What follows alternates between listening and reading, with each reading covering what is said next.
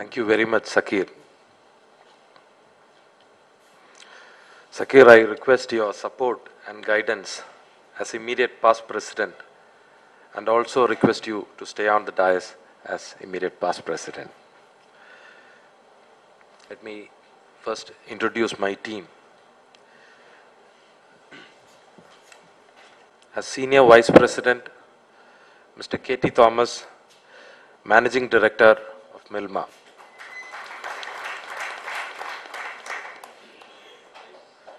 We have two other Vice Presidents, Mr. Narayanan, former GM, DIC, District Industry Center.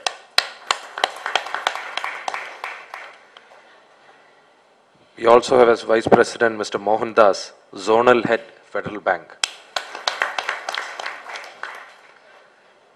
Secretary of Calicut Management Association, Mr. Ashik KP, Faculty at VHSE. Joint Secretary, Dr. Jacob Verghese. Treasurer, Mr. Satish, Chartered Accountant.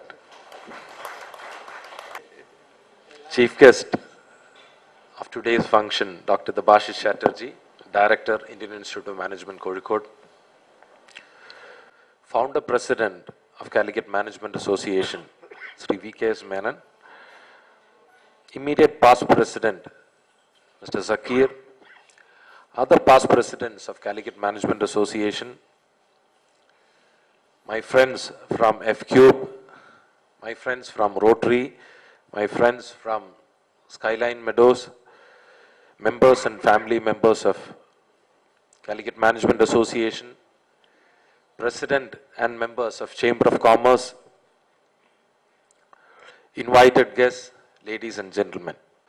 Congratulations, Sakir and team, for taking CMA to newer heights in the last 2 years. When I was asked to become the president of CMA, an organization that was led in the past by a galaxy of talented, dedicated leaders, the first thought that came to my mind was whether I was matured enough to sit on a chair that was adorned by so many stalwarts. Even though I joined CMA in the initial years of its formation, I became active in CMA only when Dr. Mohan was the president. I would say that it was Dr. Mohan who brought me into CMA. From that time onwards, I was always in the managing committee of CMA, due to which I could see all the presidents and their style of working in close proximity. It was great learning for me. Whatever I am going to do in the next 1 year are things that I have learned from these leaders. As a team, we have made a lot of plans for the coming year. I wish to take a few minutes of your time to explain to you these plans and also the reasons for deciding on these plans. On the economic front, so much of change is happening around us. In the recent past, there is much hype about India and China in media, even though we don't see much happening in Kerala. Over the last so many years, we were made to believe that India is a poverty-stricken country. Till 2000, the recipe for economic success was less population, less mouths to feed. When India gained freedom in 1947, the first recommendation to the then Prime Minister Jawaharlal Nehru by none other than J.R.D. Tata was to control population. The culmination of this was the economic crisis India had to go through in the year 1991. To avoid defaulting on its external balance of payment obligation, India had to give 67 tons of India's gold reserves as collateral to secure an emergency loan of 2.2 billion US dollars. Till 2002, India and China were two countries destined for doom because of overpopulation. But in the year 2003, Goldman Sachs, the #1 global investment banking and securities firm, published a paper titled Dreaming with BRICS, the Path to 2050. Goldman Sachs argued that the economic potential of Brazil, Russia, India and China is such that they would become among the four dominant economies by the year 2050.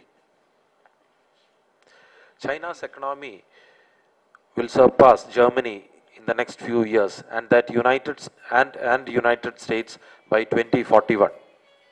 India's growth rate would be the highest, not China's, and that it will overtake Japan, today the world's third largest economy, by 2032. Nobody took this paper seriously at that time. But by 2007, the prediction slowly started becoming a reality. In 2007, Goldman Sachs came out with a follow-up report. Goldman Sachs predicted that Indian economy will surpass the United States by 2043. Today, everybody has started looking at India and China seriously. China is the fastest growing economy in the world, and India is the second fastest growing economy in the world. China's economy has already surpassed Japan's economy by the end of 2010.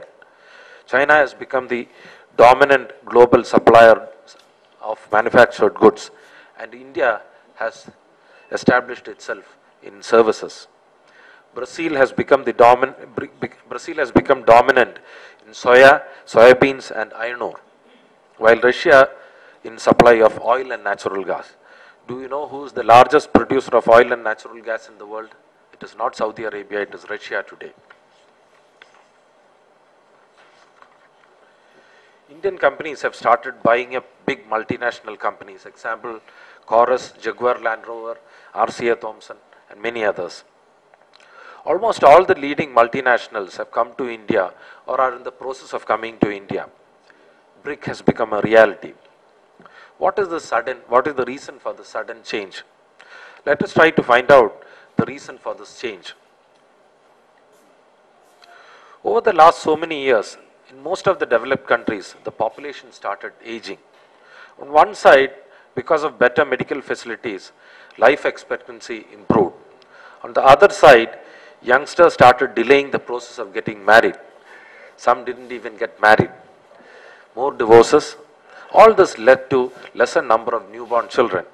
On one side, longer life expectancy. On the other side, lesser number of newborn children born. Average age of the population went up. Productive age group in the society went down. Productive age group is the age group of the population between the age of 20 and 60. While this is 69% in China, which is the highest, it is 62% in India. There are countries which have this figure as low as 22%, which means one person has to work for four others. Do you know why Australia and Canada allow migration? Not because they have any special love for us, but because they want our youngsters for economic growth. 1% change can trigger growth to their economy. 50% of the population of India is below the age of 25. Average age of India is 25, whereas the average age of China is 39. China being a communist country, implementation of family planning was easier. This brought down the rate of newborns in China in the last 15 to 20 years. Whereas India being a democracy, implementation of family planning was weak. Due to this reason, the productive age group of India is going to go up to 69% by 2020. And by this time, China will come down to 62%, which is now the other way. That is one reason why Goldman Sachs believe India is expected to grow faster than China by 2020. What is the reason for the slowdown of the economy in developed countries like US, Europe, Japan, and Australia? Because of aging population, multinationals expect these markets to contract and hence are not investing in these countries. They are investing in India and China. Whatever funds they are able to generate, they prefer to invest in India and China. This is the reason why, in spite of Barack Obama trying his level best to create jobs, he was not successful in US. The change in perception, less population, less number of mouths to feed, to less population, less number of customers to sell, and more population, more customers to sell your product and services. This made multinationals come to India and China. During recent recession, China slowed down a lot. but nothing much happened to India.